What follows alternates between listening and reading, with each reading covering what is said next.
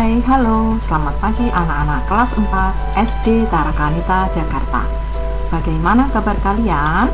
Semoga selalu sehat ya. Anak-anak, pada masa pandemi ini, kita harus tetap semangat, menjaga kesehatan, dan mematuhi protokol kesehatan. Anak-anak, mari supaya kita selalu semangat belajar, kita gaungkan salam Tarakanita bersama-sama. Salam Tarakanita, satu hati, satu semangat, Tarakanita, yes. Anak-anak, mari kita mulai belajar. Hari ini kita akan belajar tema 2, selalu berhemat energi. Subtema 3, manfaat hemat energi. Kompetensi dasar, mengidentifikasi pelaksanaan hak dan kewajiban sebagai warga masyarakat dalam kehidupan sehari-hari. Mencermati keterhubungan antar gagasan yang didapat dari teks lisan, tulis, atau visual. Membandingkan teks petunjuk penggunaan dua alat yang sama dan berbeda. Tujuan pembelajaran 1.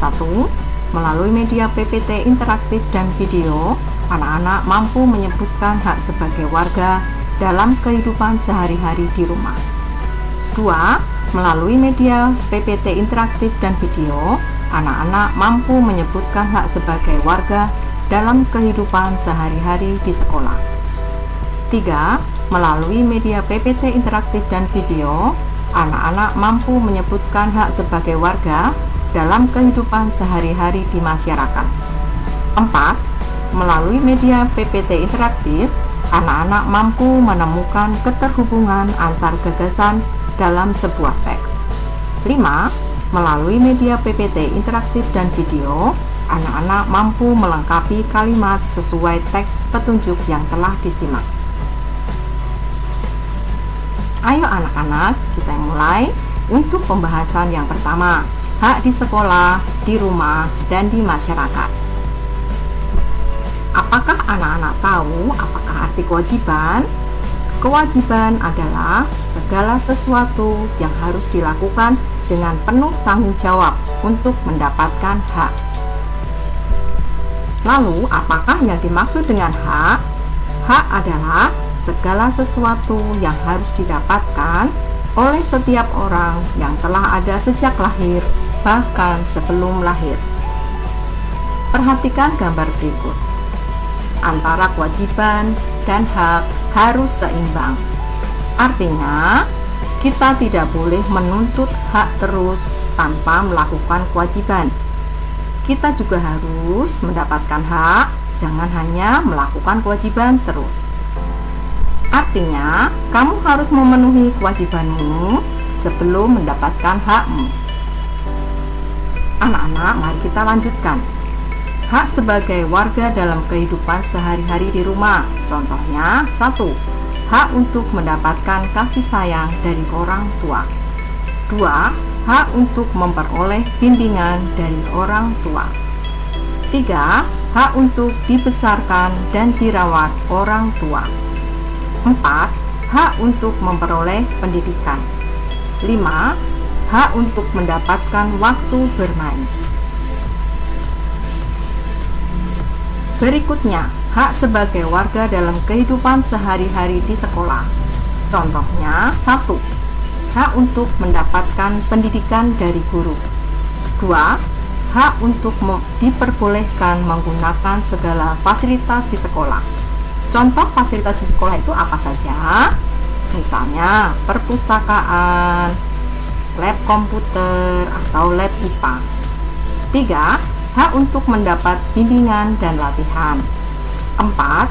Hak untuk beristirahat setelah mengikuti pembelajaran. 5. Hak untuk mendapatkan nilai rapor. Kita lanjutkan, hak sebagai warga dalam kehidupan sehari-hari di masyarakat. Contohnya, 1. Hak untuk mendapatkan tempat tinggal yang layak. 2. Hak untuk hidup aman dan nyaman. 3.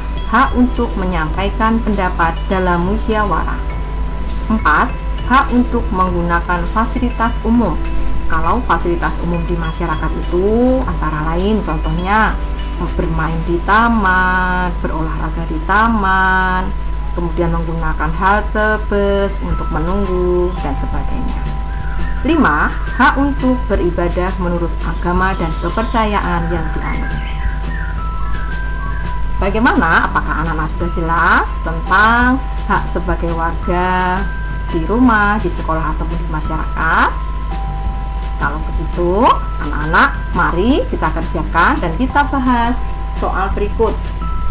Nanti akan dibahas bersama ya. Mari anak-anak kita lanjutkan dulu pembahasan yang kedua. Menemukan keterhubungan antar gagasan dalam sebuah teks. Setiap bacaan biasanya terdiri atas beberapa paragraf. Setiap paragraf memiliki gagasan pokok yang dibantu oleh gagasan pendukung. Gagasan pokok adalah ide utama yang dibahas dalam suatu bacaan. Gagasan pendukung adalah uraian atau tambahan informasi untuk gagasan pokok. Anak-anak, gagasan utama itu artinya sama dengan gagasan pokok. Ayo, bacalah teks contoh keterhubungan antar gagasan dalam sebuah teks. Busana tari saman sangat indah. Busana tari saman terbagi atas 3 bagian. Pada kepala dipakai bulang, teleng, dan sunting kepis. Bulang teleng yaitu kain berdasar hitam berbentuk persegi panjang. Sunting kepis atau tajuk bunga digunakan di bagian kanan kepala. Pada badan dipakai baju kantong, celana dan kain sarung. Baju kantong disebut juga baju kerawang, yaitu baju bertangan pendek berwarna hitam disulam benang putih, hijau, dan merah. Pada tangan dipakai tapong, topong gelang, dan sapu tangan. Apakah contoh paragraf 1 itu adalah paragraf yang padu? Paragraf padu berarti paragraf yang kalimat-kalimatnya tersusun atau terjalin dengan logis dan serasi. Apabila dalam paragraf mempunyai keterhubungan antar gagasan, maka termasuk paragraf padu. Anak-anak, kalau kita perhatikan teks tadi, gagasan utamanya didukung oleh gagasan penjelas. Sama dengan atau berarti paragraf tadi adalah merupakan paragraf yang padu. Ayo, bacalah teks contoh keterhubungan antar gagasan dalam sebuah teks berikut ini. Tari burung enggang adalah tarian tradisional dari Kalimantan Timur. Menurut kepercayaan masyarakat Dayak, nenek moyang mereka berasal dari langit dan turun ke bumi menyerupai burung enggang. Tarian enggang dianggap sebagai penghormatan kepada leluhur. Kalimantan Timur sangat terkenal dengan kerajinan batu alam. Coba anak-anak perhatikan pada kalimat nomor 4. Kalimantan Timur sangat terkenal dengan kerajinan batu alam. Apakah contoh paragraf 2 itu adalah paragraf yang padu? Paragraf tersebut tidak padu karena ada kalimat yang tidak mendukung gagasan utama. Kalimat yang tidak mendukung gagasan pokok sama artinya dengan kalimat itu sumbang. Kalimat nomor 4 tidak mendukung gagasan pokok karena coba perhatikan anak-anak, pada kalimat nomor 1 sampai nomor 3 ini membicarakan tentang tari burung enggang. Tetapi kalimat nomor 4 ini membicarakan tentang kerajinan batu alam. Jadi, kalimat nomor 4 tidak mendukung gagasan pokok. Kesimpulan, gagasan pokok dan gagasan pendukung harus memiliki keterpaduan atau keterhubungan sehingga menjadi bacaan yang utuh. Anak-anak, mari kita lanjutkan materi kita melengkapi kalimat sesuai teks petunjuk yang telah disimak. Teks petunjuk adalah teks yang memberikan arahan dalam melakukan atau menggunakan sesuatu agar tujuan dan hasil yang diharapkan dapat tercapai. Tujuan membuat teks petunjuk adalah membantu memahami bagaimana cara melakukan atau menggunakan dan membuat sesuatu. Ciri-ciri teks petunjuk adalah: 1. Berisi cara menggunakan atau melakukan sesuatu. 2. Disajikan secara runtut. 3. Menggunakan kalimat perintah. 4. Kalimat singkat, padat, dan jelas. Jenis teks petunjuk ada 2, yaitu petunjuk menggunakan alat dan petunjuk membuat suatu benda.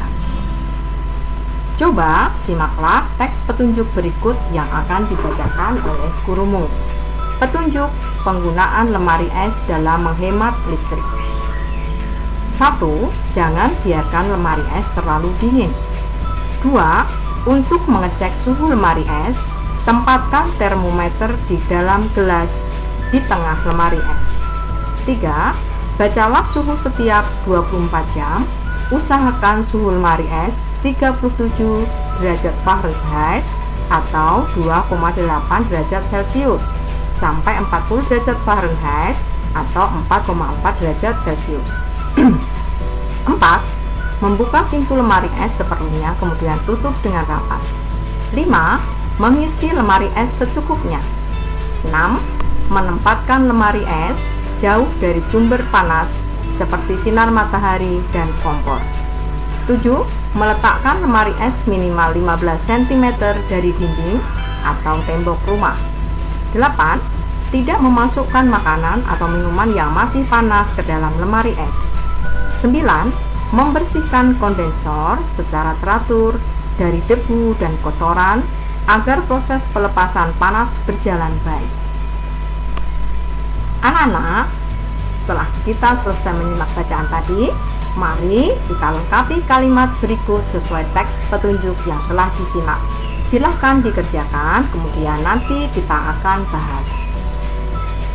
Bagaimana anak-anak? Mudah bukan? Tetap semangat dalam belajar supaya anak-anak menjadi anak-anak yang pintar dan baik. Salam Tarakanita, satu hati, satu semangat. Tarakanita, yes.